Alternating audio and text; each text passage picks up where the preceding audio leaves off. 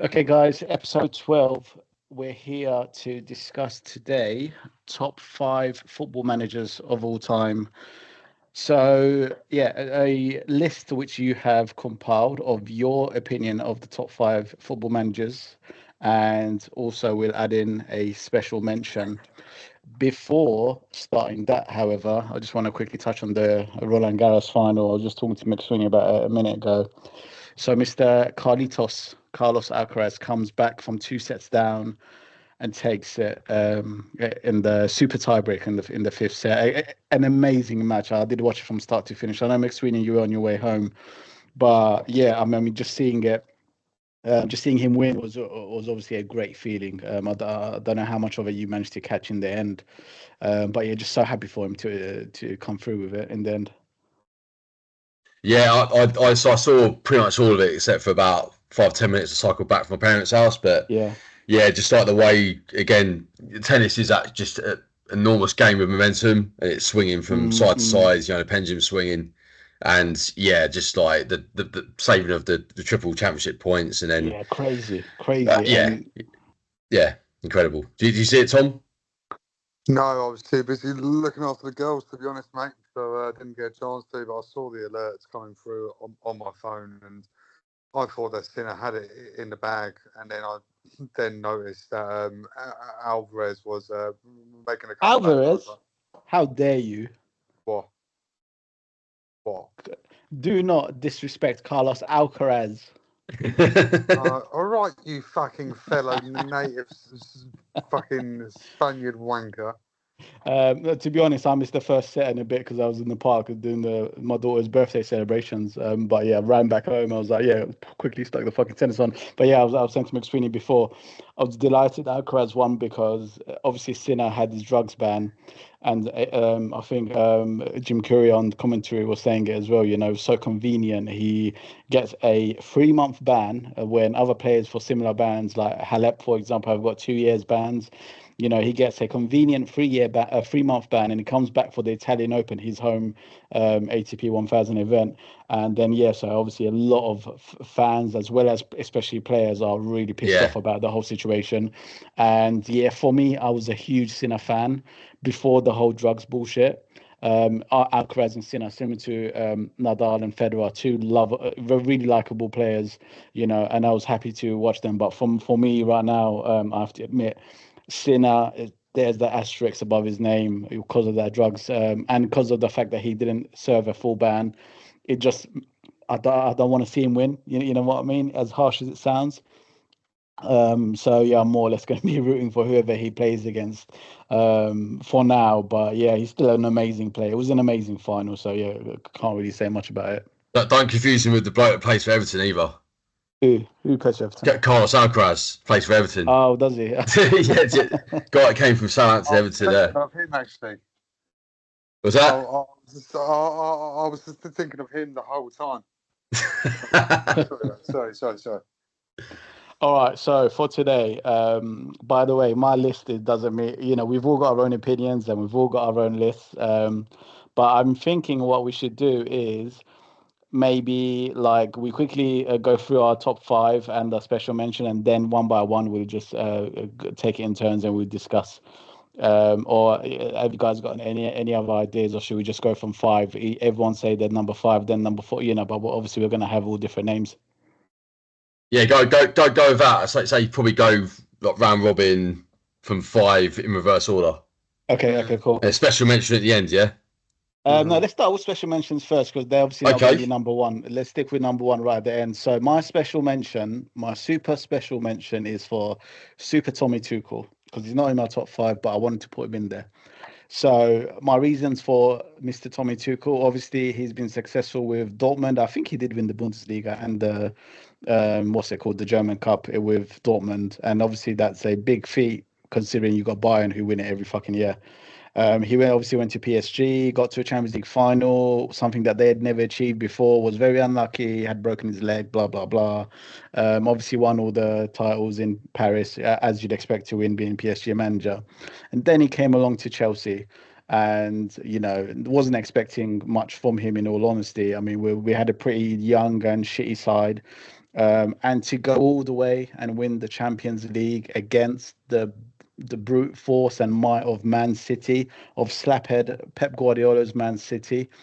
I think that's a huge achievement. And in some ways, correct me if you disagree, but I think it's a more bigger achievement. Although we played much better and we deservedly won, I think it's a bigger achievement than what we did in 2012 because of the squad we had in 2012, purely because of the squad.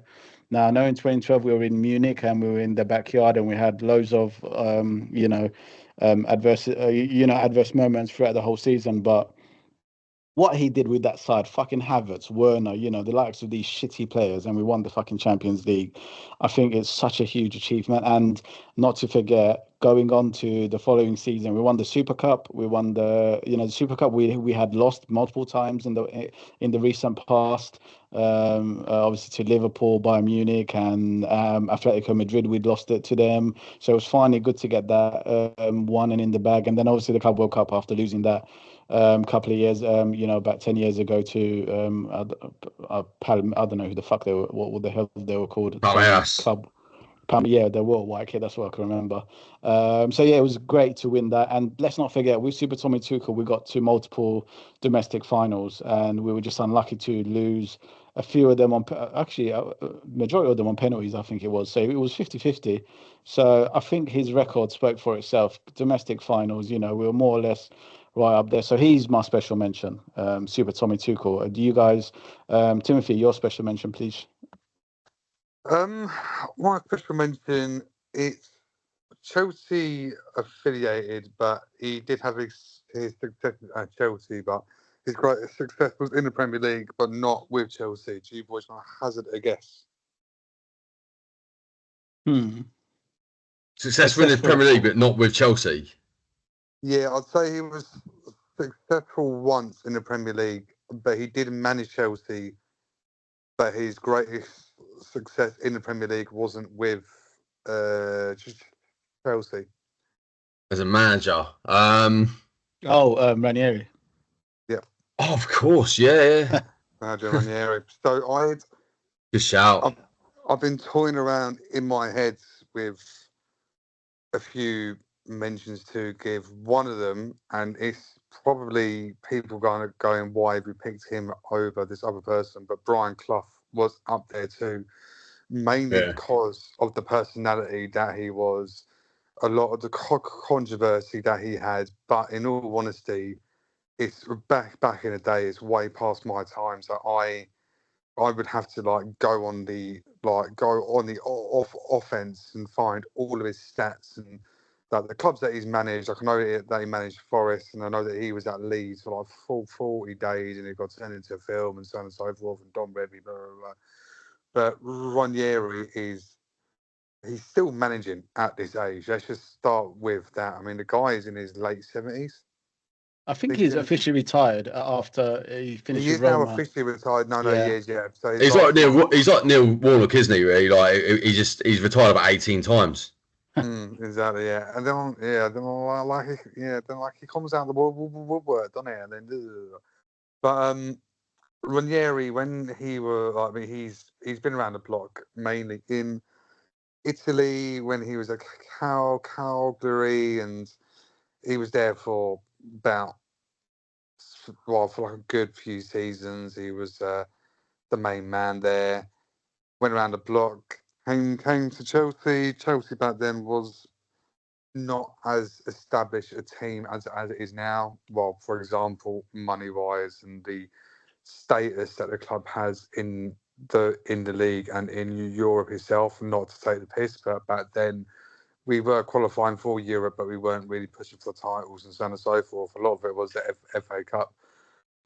He came in. He made great players out of the players there. Jimmy Floyd, Lampard was playing then. Terry was playing then. Carlo Guccini. I mean, you could go on for fucking ages about all the players that he had brought in. Wasn't treated particularly well when the new owners came in. There was a lot of controversy behind that. He was pushed out because they moved on to someone else. He went around the block a little bit, went to Valencia, went to Greece, and so forth. Oh, no, I don't even think he went Greece prior to Leicester. Yeah. But when he went to Leicester, I mean, first off, 5,000 to 1 to win the Premier League. It's one of those things that you would do on a drunken night out. You'll place a £1 bet and go, fuck it, it's only £1. The players that he had, it kind of felt that the guy had like 11 players only in his team. You never knew of any rotations within that team. It was the exact same players week in, week out, apart from who was the Japanese bloke who came. Okazaki. The reason I'm going to say that is because Joe and Vardy either injured or suspended? Because I think he might have been suspended, but I remember there was a game against Swansea and Okazaki came in. I think even like Leonardo Ujara came in as well. And there are players like that. It actually came on and came in and scored in his absence. And yeah, it was incredible. Like, they had more depth than what people actually gave him credit for. Yeah, I mean, he just made people's fairy tales come true with the recently promoted team. A lot of players, a lot of fans, and I could say a lot of teams and a lot of players had a lot of respect for him for what he'd done to that club. Jamie Vardy breaking records, scoring in like 11 games in a row. He was near enough like a non-league boy a few years prior. Came in, absolutely wrecked the place, and became a household name. Now, Vardy is probably a household name for the wrong reasons, mainly because of his misses. But the things they did for that club and the praise they got for being there and the things that he did were just second to none. And obviously with the Chelsea affiliations, it does help out with giving him a little bit more respect where it's due. Went on, obviously recently retired. His last club was Roma. The big, what do they call them things that they do with his fans? Is it like a churro or something like that? Puro. Oh, fucking hell. Ultra. I can't remember. Sorry? Ultra. Yeah, but they do like these fancy drawings in the crowd, or they like unveil. Tifo. That's the Yes, Tifo. Yeah, that's the one. So they did a massive one for him on his last game, and then he got really emotional and so on and so forth. Prior to that, went back to Calgary as well, and got a lot of respect for doing that. And I mean, the guy's just a legend, and he's been there, done that, got the T-shirt. He just gets a lot of respect wherever he goes, and he always goes back to places it feels like too. So a lot of people had trust in him. So yeah, that's my honourable mention. Sweeney. that was you know what? You just stole my thunder a bit there, but I've got a really good one, and this is the only one because my actual main list, because I thought Mudge, what you were saying is to basically do like a top 5 Chelsea, yeah. And that's what I've done. But my special mention is non-Chelsea. In fact, it's got nothing to do with Chelsea. About the closest he's probably got to a Chelsea relationship is he was I think he played for Fulham actually at one point. For Fulham, he managed Fulham and played for Fulham. And he, to me, he's an absolute legend. He was evergreen. Again, similar to Ranieri, he went on into his 70s with club management. Finally finished with. Is it finally finished? Who do you reckon it is? Harry Redknapp? No, it's so he finished with Newcastle in 2004. Started managing Fulham in 1968, and Robson. Bobby Robson, yeah, Sir Bobby Robson, and I mean, the guy, to me, his resume is incredible. Winning back in like 70s and 80s Ipswich. I mean, I don't know how big they were in terms of like their league positioning, but he won the FA Cup in '78, UEFA Cup in 1981, managing likes of PSV, Porto, winning league titles and domestic cups as well. I don't know if you guys have seen his documentary at all, have you? No. Definitely watch it at some point, because there's some like really good commentators on it, like your mate the slaphead Guardiola, Mudge. talking about Mourinho, special one, and then you got also Ronaldo, the original Ronaldo on it.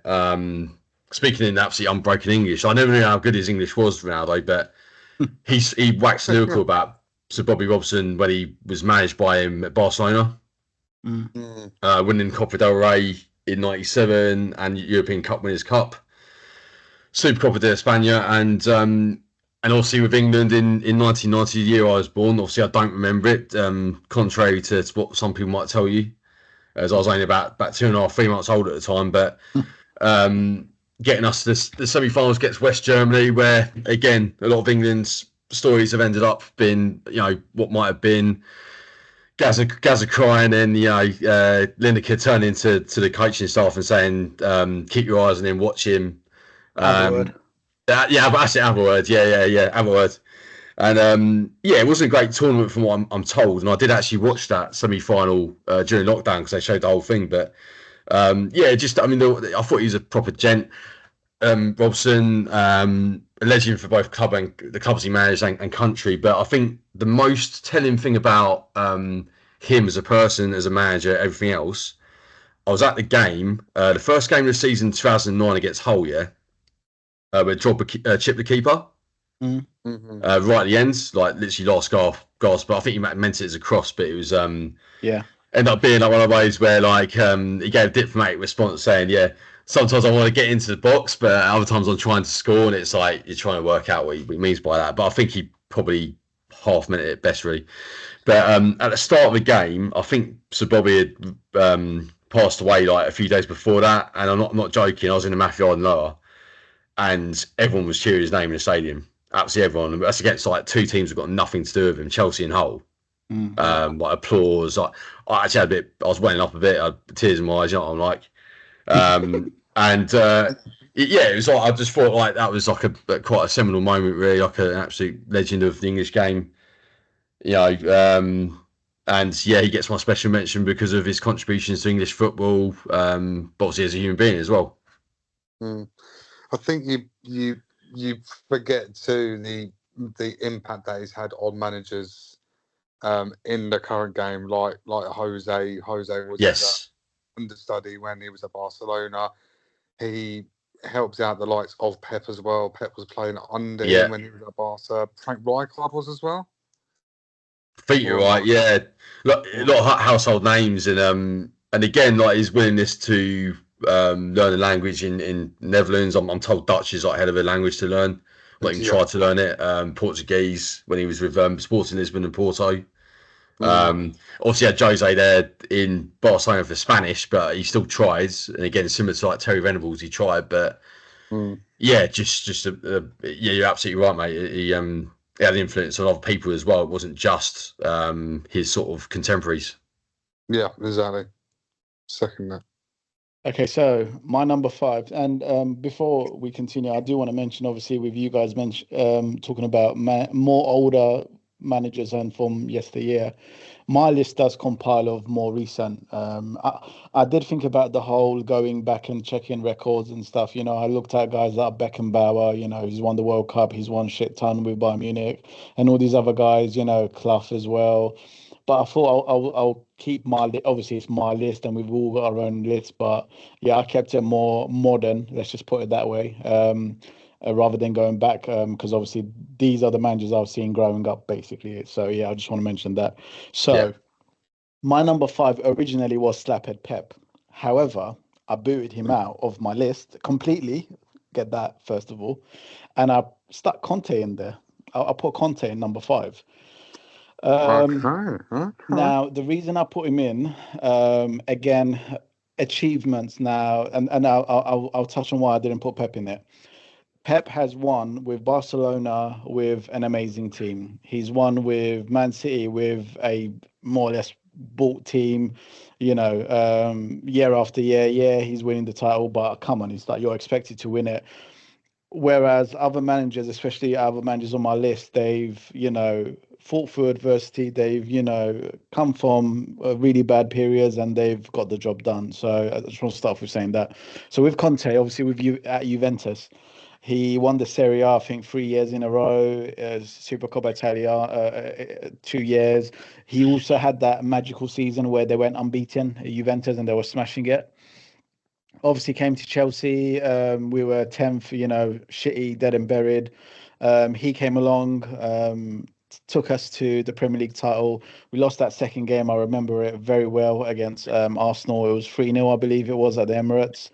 And then he just changed to a back three in that same game. And then we never looked back. We went and won the league more or less quite easily. And he obviously won the FA Cup with us the following year.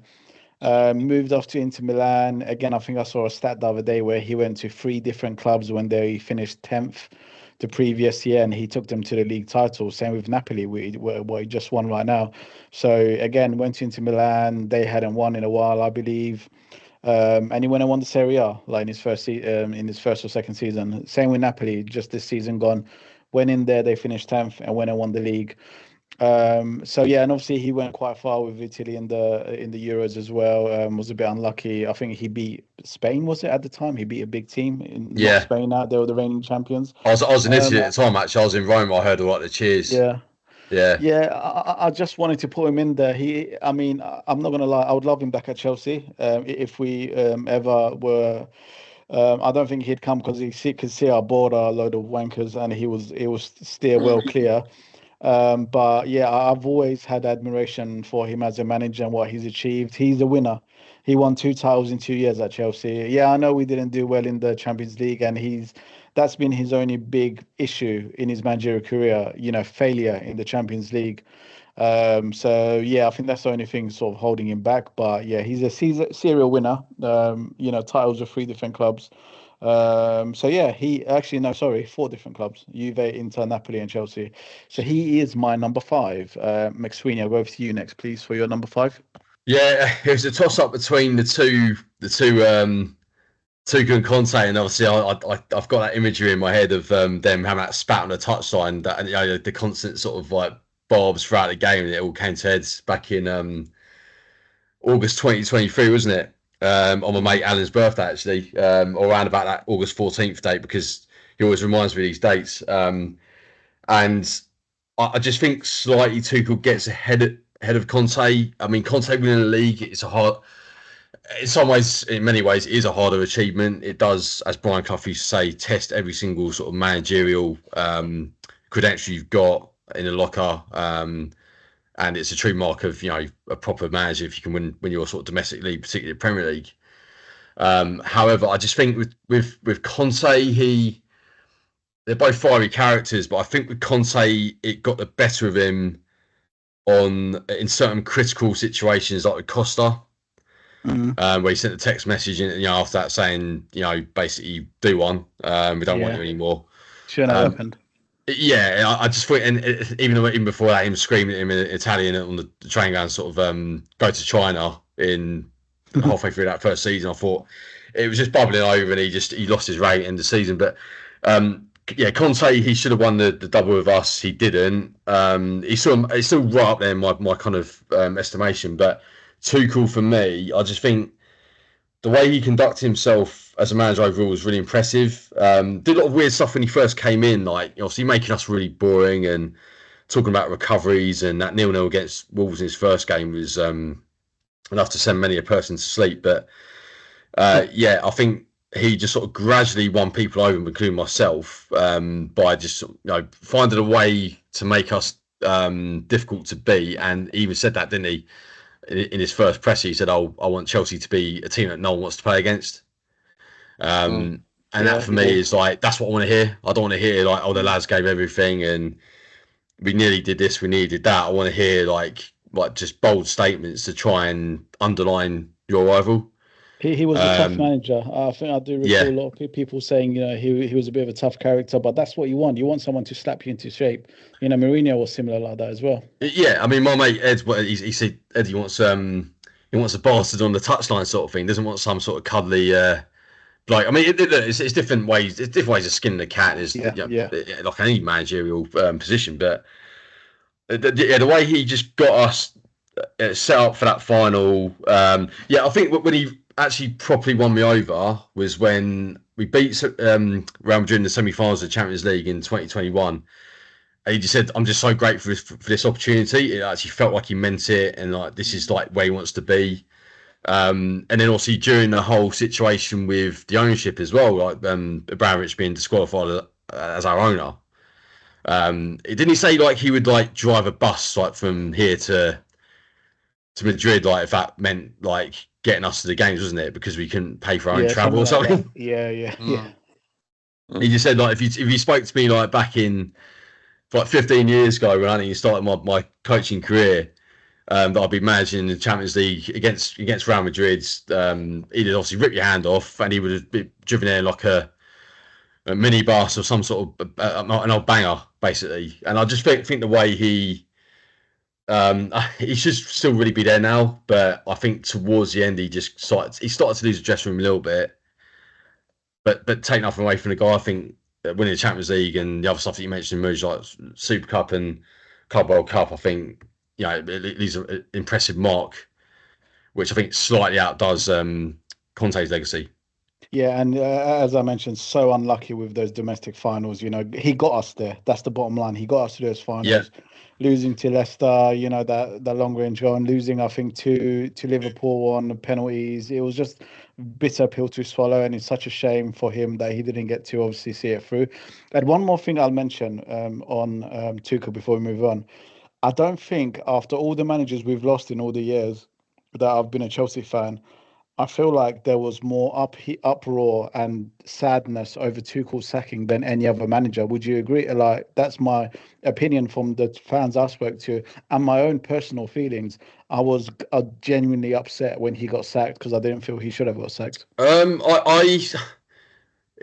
it's more like being baffled. It wasn't like I don't get surprised by these things anymore, but upset. I wouldn't.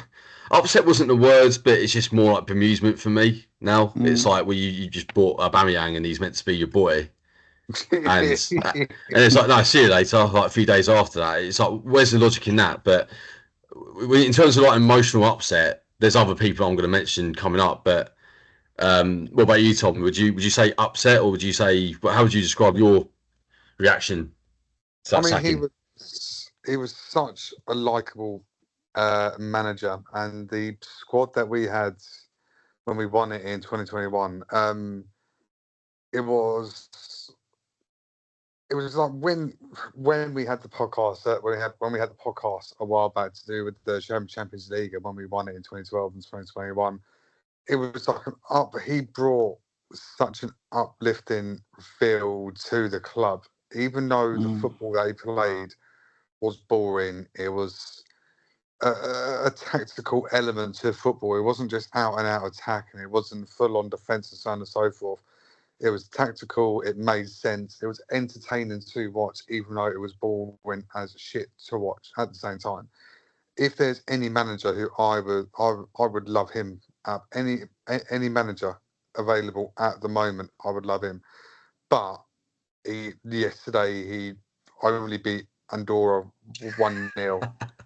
Who cares about England, man? Forget England. You're Irish. You don't give a shit about England. Yeah, and you're Welsh. Exactly. I was about to say, by the way, go back to Ranieri. You know, remember he lost with Greece to the Faroe Islands before he got the Leicester job.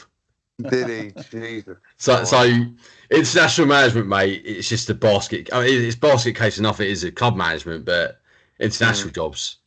Mudgie's mate's like the greatest manager of all time, Didier Deschamps. Yeah, exactly.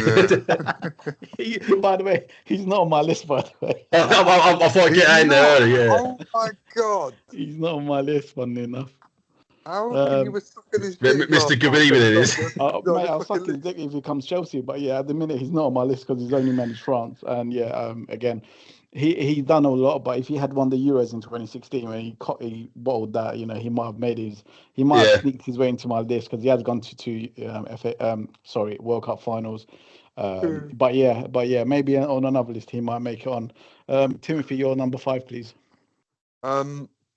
He's number 5 because he's still managing at the moment, and he's got a few more years to go. And I did think long and hard, and a lot of the managers who I've picked in my list are have now retired from the game because they've been there, done it, got the t-shirt.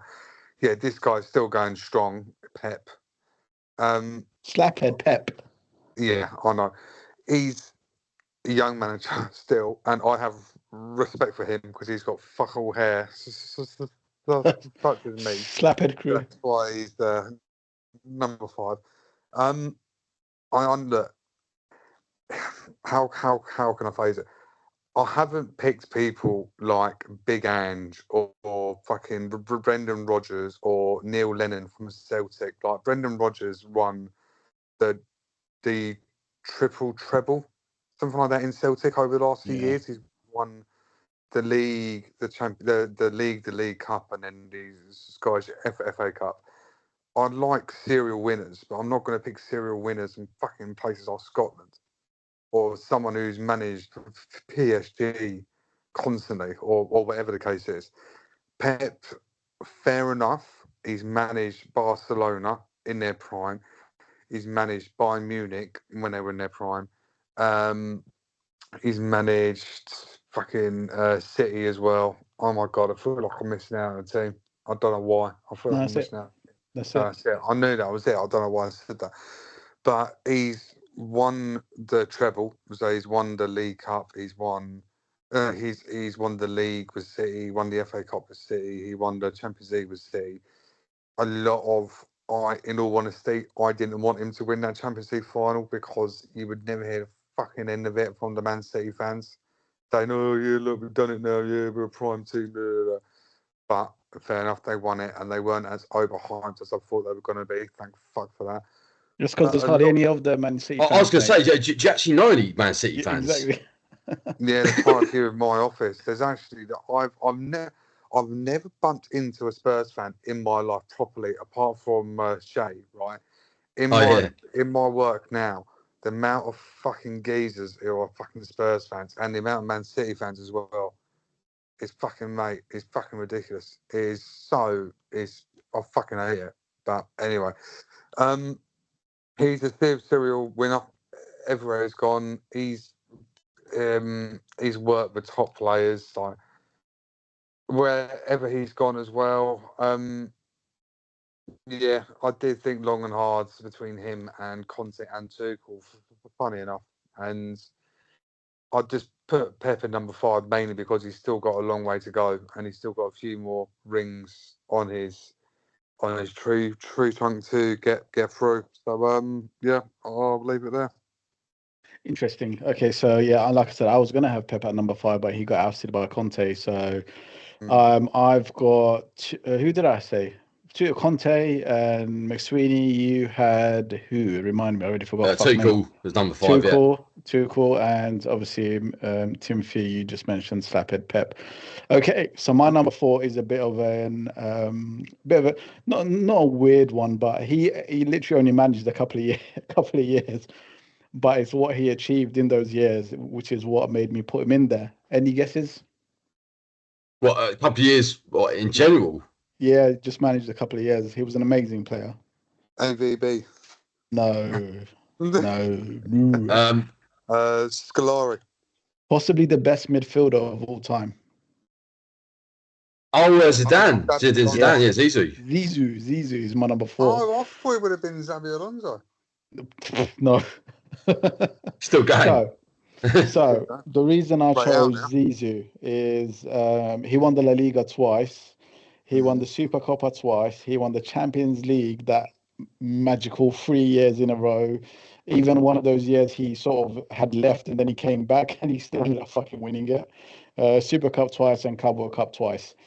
I think what made me put him on the list and why I had to, or why I felt like I had to, was Champions League 3 times in a row. I mean, come on. Winning it twice in a row is some feat. But 3 times in a row.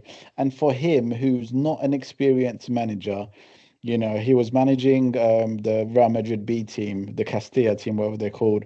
He come in, won the La Liga, stole the La Liga from Barcelona after that, won it for like donkey's years in a row.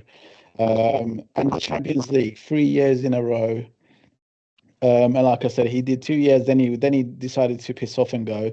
Then he came back to rescue another season. I can't remember who was their manager when he came in. Was it Matey who got sacked from West Ham? What was his They face? Lopetegui. So Was it? he was made the manager in 2018, wasn't he? Because he got sacked on the eve of the tournament, So yeah, World so Cup 2018. Yeah, so the last Champions League he won was 2017-2018 season. So it must have been Lopetegui. I don't know if it was Lopetegui or Benitez who Zidane replaced, but yeah, he came in 2017-2018 and won the fucking Champions League again. So he won three in a row basically. So yeah, I mean, I just think it's an astonishing achievement. And bearing in mind again, like I said, his history, he hadn't really managed anyone else, and he's not someone who's just going from job to job. It's not about money for him. I was actually quite surprised he didn't become Juventus manager because he has a. I feel like he will only become manager to teams that he's got a special link to. Do you get what I mean? yeah, So I think like the only teams he will manage are probably again, I was shocked he didn't go to Juve because he had loads of chances to go to Juve, but he didn't. He's waiting out on the France job. He's waiting for my mate Didier to finally take his marching orders, but he doesn't want to yet. And I can genuinely see, although I'm speaking ahead, with the France team that they've got now, with all that talent, young talent in that team, I can easily see Zidane taking them to a major trophy if he does get in there nice and quick. But yeah, I wanted to put one in there, which was a bit, unexpected. And I think his achievements speak for himself. And like I said, probably, if not, it probably is the best midfielder ever. Definitely France's best ever player to ever live. yeah. So yeah, he is my number 4, Mr. Zizou, another slaphead, Zizou. Let's go to you, Timothy, next for your number 4, please. It's kind of so my top 4. I mean, it's, in all honesty, it's in no particular order. Apart from the top 2, I think I've got them sorted out. So yeah, number 4, Disgraceful, number 3. absolutely Number disgraceful. 4, no, fuck you. Number 4, number 3, Jose Mourinho. From his tutoring under Brian Robson, who was mentioned earlier. Tutelage is the Bobby, word you're mate. looking for. Bobby, fucking they're hell! but Brian was a decent, well, not a decent manager, but amazing player. But yeah, but Bobby. Yeah, Jesus Christ! I'm so shit with names today. But Jose Mourinho, anyway, as you guys will know, under his so when he was at Barca, from his running up the touch line against Man United at Old Trafford when his Porto team, I think that was the quarterfinals. Was that the quarterfinals or the knockouts? When he ran down. It was quarterfinal or semis. Might have been quarters. Yeah, you're right. Yeah. Mm-hmm. From winning the Champions League itself in 2003. 2003. 4. 4. Was it 4? Won the UEFA Cup with Celtic. Against Celtic for Porto in 2003. Yeah, then AC Milan won that final at Old Trafford against Juve, didn't they? Yeah, but absolutely dog shit final, wasn't it? Yeah. That was the first ever Champions League final I remember watching. I was 10 years old. Anyway, from that, from joining Chelsea and his special, no pun intended, interview straight off the bounce by calling himself the special one. I mean, the absolute fortress that he made Stamford Bridge and all the other stadiums over. I can't even remember how many years it was. Let me actually have a little Google. I think he was unbeaten. 82 home games, 83 home games, maybe. That was what he had that record with us, but he obviously carried it on, didn't he, when he came back before finally losing his first game home to Sunderland in 2014. I was there that game. Fuck me. So from 2002 to 2011, Jose Mourinho did not lose a single league home game. 9 years, 107 different teams played against them, 150 matches. So that's Porto, Chelsea, Inter, and Real. It's crazy. 9 years, insane, unbeaten. And a lot of those games, like I remember those games when we had those black nets at Stamford Bridge, where when you scored a goal, the ball would come flying out like immediately, like it didn't sit in the actual goal net itself. Oh But yeah, anyway, I mean, like those days, like Robin and fucking Duff and Joe Cole and off. Yeah. It's just that he made the modern day Chelsea by winning those titles. We didn't, unfortunately, win a European title under him, but hey ho. Then went to Inter, the team that he made Inter then. I mean, they were such an unstoppable team. Diego Milito, I think the season before he was a nobody. He went out in the market, Jose the year prior, and said, "I'm on him." Signed him, and he was probably the most prolific goal scoring striker in the. I think he was the most prolific goal scoring striker in the top 5. Anyway, that year, but he was unstoppable. Won the treble. Yeah, the players they made and the team they made. Real Madrid. I mean, he was just next level there. He was a scary, talented manager in what he did, and he had the attitude to take on that job as well because of the attitude of the players, because of the attitude of the club itself, because of the attitude of the board and the fans. You need to have an attitude about you, and he had that attitude to take on the job. Then he made some really weird decisions by going to Man United. Fuck knows why, obviously for the money. Went to Spurs, fuck knows, because of the money. And then went to Fenerbahce. Roma as well. Shit, again, a team where you need to have a bit of attitude. And then he obviously won the Europa League there. He's just a crazy talented bloke. I mean, just came on the scene, had that arrogance about him, had the ego about him, and he's backed it up everywhere that he's gone, I feel. And he's got the records to prove it. He's got the titles to prove it. And a lot of people wouldn't touch him with a barge pole now, and I fully understand because he is a bit of a toxic bloke, but I've still got a soft spot for him in my heart. Yeah, he is a special. He's the special one, as he said. Yeah. Miss Sweeney, sorry, my memory is like a goldfish. Did I ask you for a top 4? No, you didn't. No, so go ahead. Yes, please. So mine it's more of a childhood one. Gianluca Vialli. Obviously being player manager as well, like which now is. I think the only recent player manager I heard of was Troy Deeney, and look how that worked out for him. I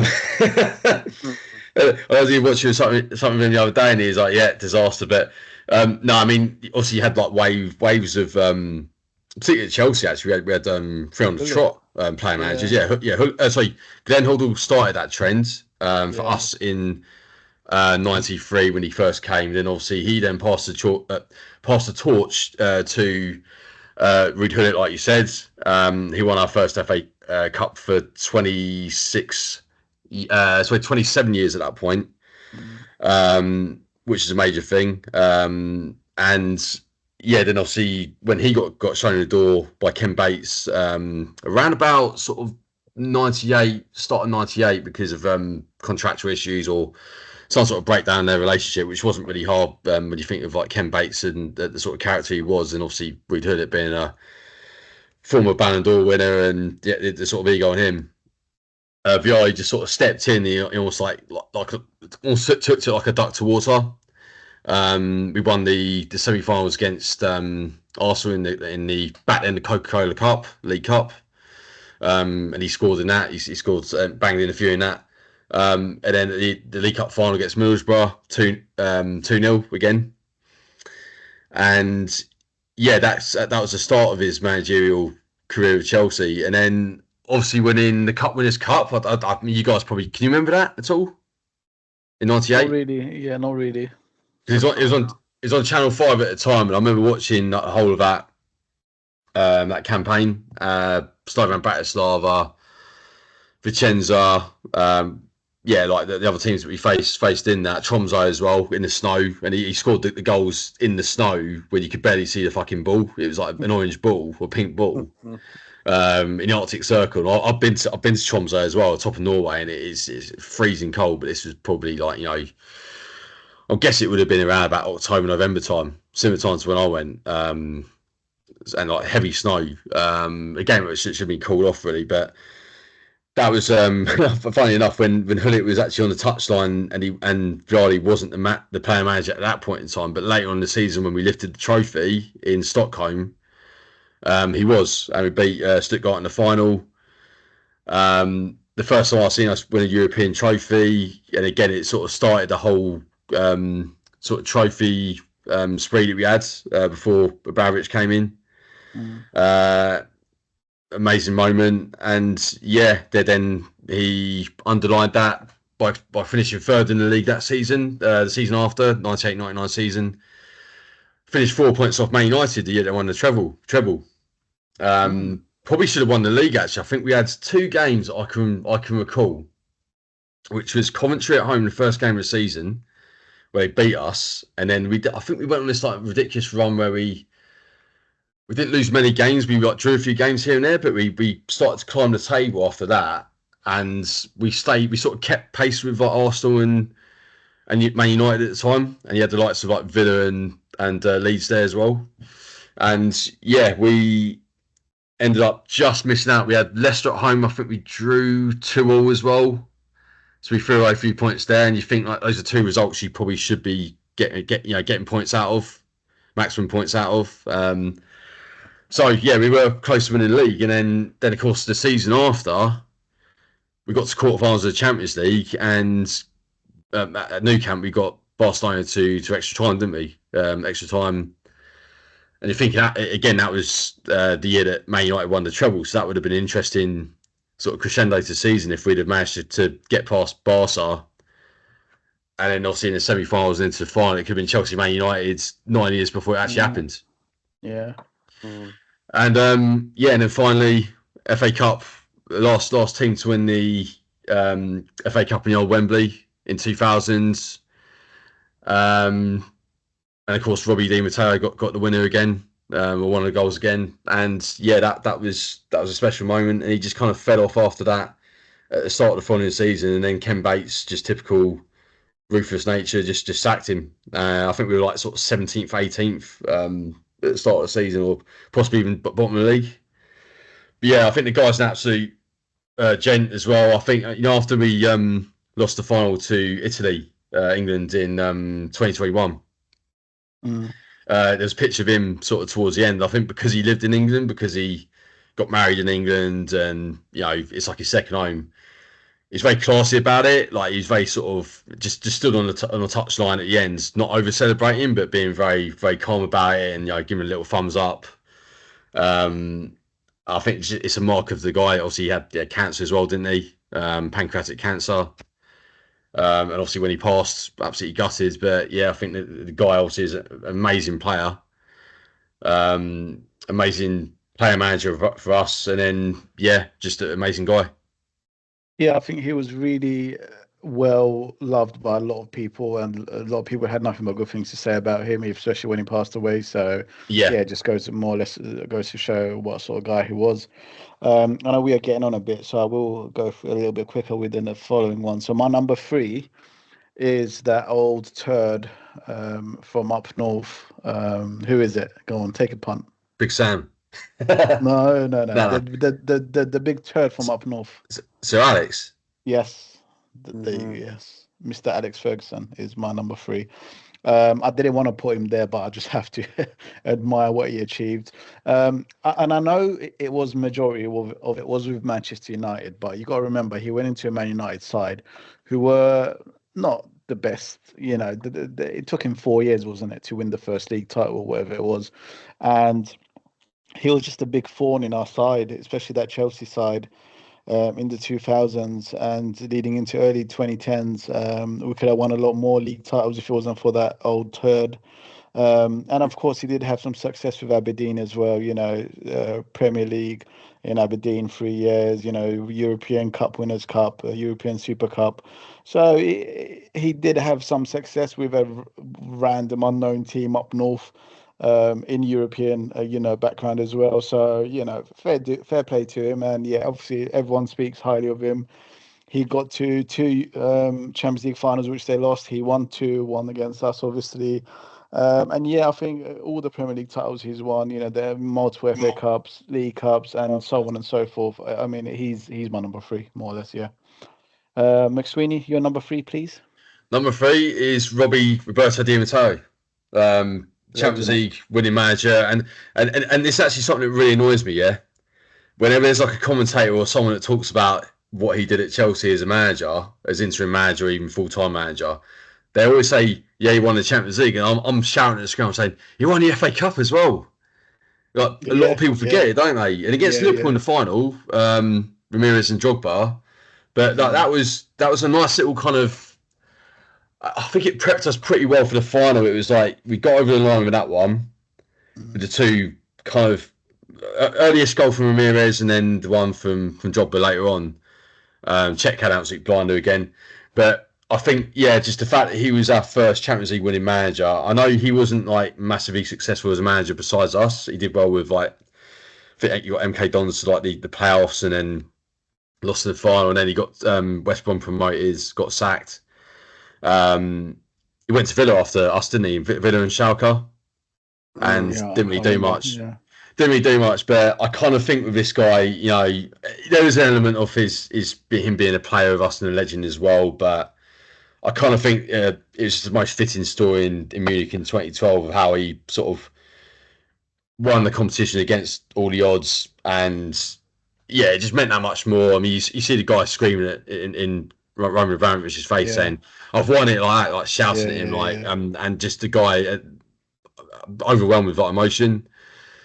Yeah, I think that he's got to be my number three for what he did in 2012. Timothy, your number three? I'll go Ancelotti. I'm going to put him at number three. What he did, I mean, like the guy feels like he's been around for like a couple of millennia. Anyway, he's been there, done it, got the t-shirt. Very calm, collective chap. He's very well known for like his eyebrow raises. Won the Champions League twice at AC Milan. Won the Serie A a few times. Obviously, he was there when Liverpool done the Istanbul job on him. Then the next season, then he went. He then went on to win it. But hey ho. Came to us, won league titles for us, won domestic trophies, went to Bayern Munich, smashed it there. I mean, if you don't smash it at Bayern Munich in the Bundesliga, then you're a fucking nobody. Went to, weirdly, Everton. I mean, what the fuck is going on there? I mean, I still don't understand how that actually happened. My brain just cannot comprehend that at all. But Marcus got on the phone to him. Must have been. After drunken night out, it must have been. He must have got. No, I have to tell you what happened. He got Marcus got him down a rack, and he persuaded him to become manager. Give him a couple neck oils and a couple neck oils, yeah. And then he just coerced him in that sexy Scouse fucking accent after a few beers. Went to Royale. I mean, Royale was just a different kettle of fish. Maybe could have done a little bit more whilst he was there, to be honest, because Barcelona were playing well. Hey ho, he's now got that dreaded job of being the manager of Brazil. I mean, no pressure there, mate, to win any fucking trophies. Legend of the game, what he's done for Chelsea, like, I absolutely love him with a passion. Yeah, I mean, nothing else to really be said. Okay, my number two is Mr. Jose Mourinho. I know you touched on it already before. McSweeney, you mentioned the UEFA Cup with Porto, winning the domestic treble. Sorry, not domestic treble, winning an actual treble 2 years in a row with Porto. To win the Champions League with Porto, I mean, I'm trying to remember when was the last shock win of the Champions League. like someone who came out of nowhere. I think it's got to be Porto. I mean, what is it saying before that or like since? Since like I can't remember anyone else like. Yeah, I remember when I was 7, like Dortmund won it in '97, and at the time that was a surprise. Yeah, And that yeah. was an impressive team, but it wasn't like I think people were surprised, and but lots of Paul Lambert in that team, and yeah, but Dortmund were still like an established in Germany, like sort of top 3, top 4. You know what I mean? I mean Porto, it's a Portuguese team. It's true. like it was just such a crazy achievement for him to win the Champions League with Porto. Unknown manager, unknown side, and he got the job done. Obviously, he came to Chelsea. We've spoken about him at Chelsea already. FA Cup, couple of League Cups, 4 League Cups in 3 League Cups in total, and 3 Premier Leagues, including 2 stints. Inter Milan again, 2 Serie A's, Coppa Italia, Champions League. The way he won the Champions League that year as well, a bit of a magical story for him, and obviously coming through Barcelona in that semi. Real Madrid, he won the La Liga, Copa del Rey. I do remember him getting to Copa del Rey final with Real Madrid where they lost to Atletico Madrid. I remember watching that game actually where someone got sent off. I think Costa scored as well. Went to Roma, got them their first European trophy like ever, I think it was. And then, obviously he's pissing about now in Fenerbahce for some reason. I would, as much as I disliked him for his comments on Chelsea, once he left, he did talk a bit of shit. But he's got a special link to our club, and I actually wouldn't mind seeing him back at Chelsea one day in some capacity because he is a legend and he did do a lot for us. Won us our first Premier League title in donkey's years. So he is my number 2, and he is again similar to what I was mentioning with Pep. Mourinho went to clubs who weren't established and who weren't like world beaters, and he made them winners and he won trophies with them, especially Porto. What he achieved is magical. So for me, he's a very, very special manager. Yeah, and he's my number 2. Timothy, your number 2, please. My number 2 is Alex Ferguson. I mean, the old turd. Sorry? The old turd. The old turd. I didn't hear what he fucking said there first time. I mean, obviously now he's had his personal issues and he's always had his red fucking nose, Rudolph the red-nosed reindeer nose, a lot of red wine drunk, a lot of red meat has. To be at a team, he was there for like what, 26 years? I think he was there for 26 years. Yeah, I think it's like 26 and a half, I think, yeah. Mm-hmm. I mean, to win the league title, how many years in a row he did it.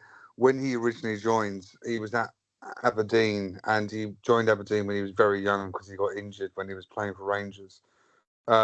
Went to Aberdeen, changed it from a 2-team league to a 3-team league, won their first domestic cup in ages, and he was still, when he did the interview, he was really upset, saying that Aberdeen didn't deserve to win that final. Anyway, went to United. He almost got sacked in his first year, didn't he? He was so close to being sacked in his first year. I heard it was like around about just before 1990 when they won his first trophy, because he didn't win his first league title for 7 years, and it was like Fergie out in the stands, like people like demonstrating and signs up, Fergie out. Yeah, I mean, he was just so close, and we wouldn't have then have had that legacy of what he had at the club. And I mean, what he did to that team in the early during the whole of the 2000s when he won the Champions League with them at against Bayern Munich in the Nou Camp. I mean, that was one of the best Champions League finals. I mean, probably not the best Champions League finals, one of the best Champions League moments ever, because he literally won the game in the last 2 minutes. So it's not the best final ever because of the last 2 minutes of the fucking final. But anyway, the silverware that he won, the legacy that he left there, the absolute shit housery of managers that Man United have gone through, and it shows the class of a Scotsman to win trophies for an English team is just next fucking level. I mean, I hate him with a passion, but I love him with a passion at the same time. Yeah, I think it's impossible. I wouldn't say I hate him. I've got so much respect for him, but it's like that. I love the sort of the old school sort of Scottish British mentality of like, you know, a person of his era, like sort of born around about just after the war, just you know, during the war, and just that's that general sort of attitude towards like his players and like the youth team players, and knowing all their cousins, what the names of their pets, and you know the rest of it, the neighbours. He actually bothered to learn about that, and he had that sort of attention to detail, and I think that's what I admire about him the most. Mm-hmm. Man management, kicking the boot, Bex. Your number 2, please. Number 2 is Don Carlo Ancelotti. Mm-hmm. I mean, you guys have already listed his achievements. But, I mean, he won league titles in Italy, Germany, Spain, France, and England, didn't he? And then the only manager to ever win the double with us, the double. And I remember at the time it was like such a big moment. Watched the FA Cup final with my grandparents because I think my parents were abroad in Portugal at the time watching it. And I was severely hungover on that morning because I was out in Brighton the night before. Yeah. Watching the final again and seeing my granddad sort of reaction to us winning the double was pretty magical. I think also the 103 league goals that we conjured up that season.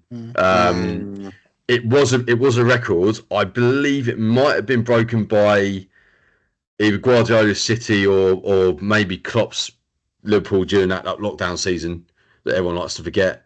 I know definitely Pellegrini got 102 league goals in 2014 with Man City, but it's one of those records that I just wanted us. It's similar to like the clean sheets one with Mourinho.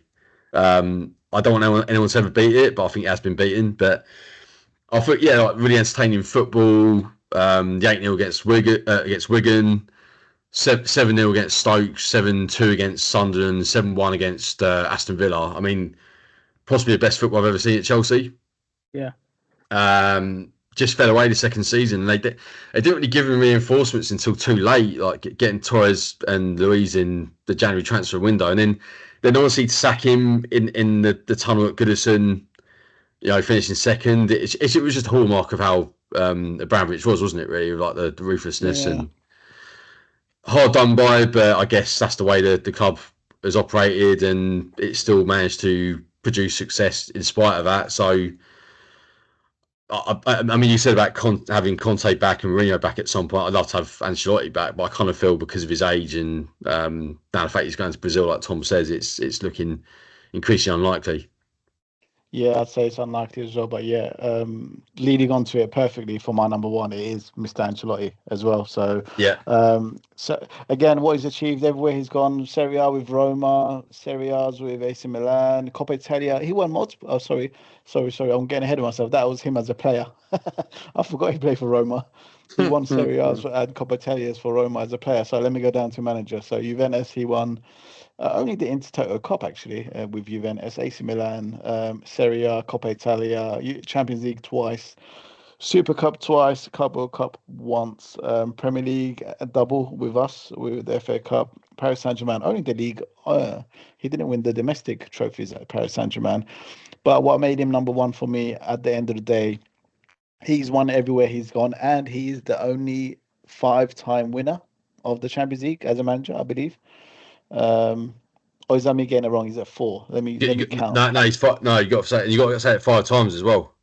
1, 2, 3, 4, 5. It is 5. You got to say it 5 times like Booker T as well. 5 times. 5 times. I hate Booker T.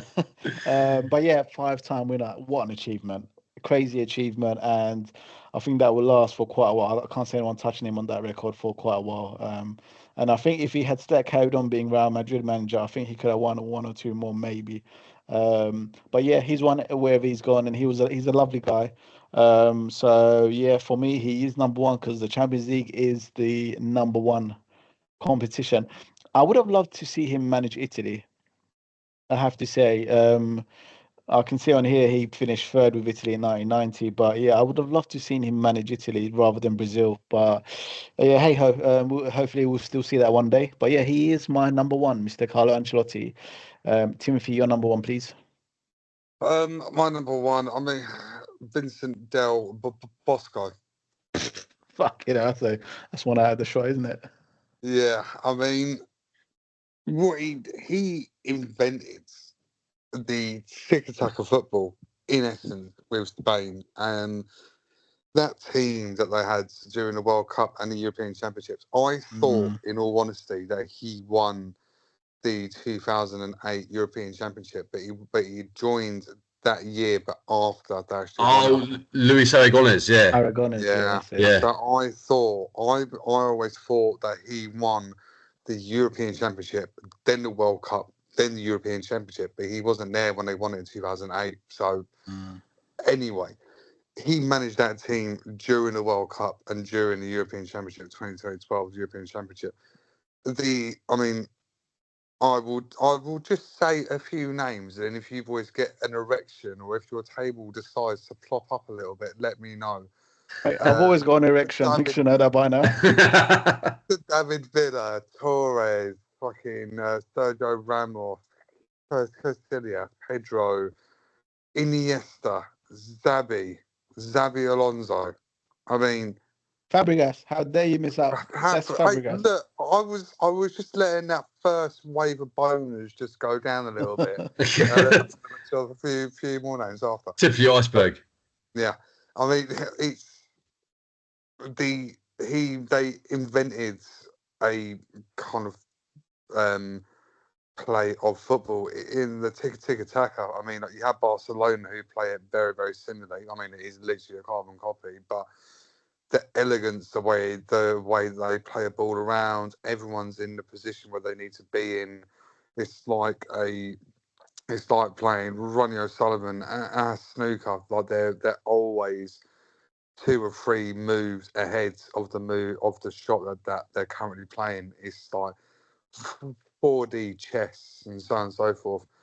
That being said, he didn't have only his successes there. When he was at Real Madrid, he won Champions League with them.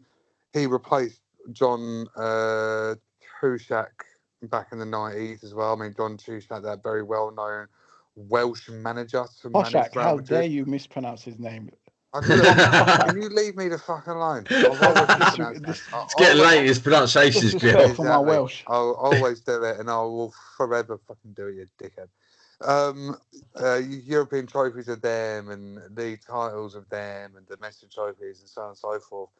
He's pristine Tash as well. I mean, the guy was a tactical genius, and I think he just deserves a lot more plaudits.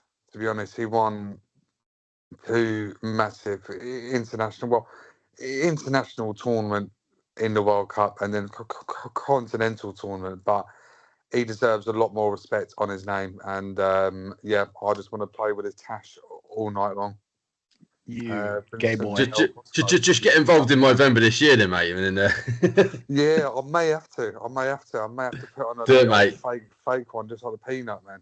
When I went to Spain, I felt right at home like a Spaniard out there, but also a bit of a peanut at the same time. But McSweeney, do the honours. You're number 1, please. Mine, say best or last, and it is the special one. I am not one of the bottle. I think I am the special one. Jose Mourinho, yeah. Just like the guy who's charisma. Even that picture of him where he's like been unveiled as Chelsea manager, like the backdrop of Stamford Bridge, his hands in his pockets, and he just arrived at that point. And I know he kind of mugged off Claudio Ranieri when they both managed in Italy, but we did need that change at that point because Ranieri had taken us as far as he could. He messed about with us in the semi-final with against Monaco, playing like Scott Parker at right back, and then you got a guy that comes in, doesn't mess about. To him, you're watching during that first season, like dispatching like the likes of Fulham, West Brom 4-0. That to him was like just expected. It was like standards, and then the bigger games we tended to kind of like edge them, or it was the 15 goals to me is still arguably the most incredible achievement in Premier League history. Yeah. Because do you think that's going to stand the test of time, that record? I think the games are just too aggressive nowadays and too open to I don't think that will ever be reached again. I think we were a very defensive team in that year anyway, but I can't see anyone going anywhere near that again. Yeah, and it's like just the whole setup with like the spine was starting to become more with Czech, Terry, Gallas, Carvalho, Gallas playing at left back and being unbelievable when Wayne Bridge got injured. I mean, with Joe Cole, I thought it was a case where it could have backfired, but Joe Cole was floundering his first season with us, and I think his tough love for Joe Cole helped him as a player massively. And obviously, Duff and Robin, Drogba, Butker Johnson doing the business. Some other players, Lampard, obviously, Makelele. Even the likes like Yuri Yarashik that came in, it was like just adding players to the team that he knew could fit into the system and get us over the line. Back-to-back titles, and at that point in time, obviously not recently. It was like we're the first London club. I think we only London club to win back-to-back titles, Premier League titles. That is not first division titles. So big achievement. Obviously a letdown in Europe, but I think we were kind of conned out of a few of those games, like particularly with the ghost goal. Yeah, and then a shootout the year after was just very unlucky. 2007. Sorry, the 2 years after, yeah. Yeah, and then in between, I was at the game where Del Orno's jumped up for a genuine 50-50 with Messi, and Messi's rolled around in the mud because the stadium was the pitch was state at the time, as if he'd been poleaxed. There's like some sniper on the top of the gantry or something. But I think obviously since what he's done since then, but you guys said about when he went to other clubs and stuff, it pissed me off at the time, but I think like time heals these things. And when you look back on things, like even when he came back, I was absolutely buzzing when I saw the news he was coming back. And also when Benitez was being ushered out the door, he was like saying, everyone knows he's coming back. And it was like, that to me was like the best news. Yeah. I mean, and the league title in 2015, I thought was phenomenal because like you said, we were top since day one. And I actually think we've played half that season with amazing football, and the other half basically just being pragmatic and showing what you need to be, a bit of steel and resilience. So he's a legend of the club. I mean, as you said, I think he would be welcome back with open arms. The time does heal things, all the shit that he did say. But he will come it's all back. Theatre. It's all theatre in the day, isn't it? Even stuff you say about Conte's hair and stuff, and Mickey Mouse stuff like that. It's all just rhetoric to try and whip up the media and obviously the fans, and even like the 3 titles that he the signal to our fans. It was like, look, at the time our fans were heckling him a bit, and I guess he was just like, fuck it, I'm gonna just give a little back. And I don't mind that because I think if I was a player or manager, I wouldn't mind giving a little bit back to fans at certain times. But absolute legends, most successful Chelsea manager in history. He's one of one. Okay, well, that comes to the end of it. We have gone on for a little while, longer than expected. I think we're going to keep the list to 3 like we did with the British, top 3 Brits actually show. So, I think we might do that going forward. But, it was a nice insight to see what our views are into who we think is the top 5. I think we can more or less, we've sort of had Carlo and Jose towards the top. So, I think it's like a shootout between them two, really. But same again next week, guys. Have a good one. Nice one. Cheers, guys. Cheers. Bye. Bye.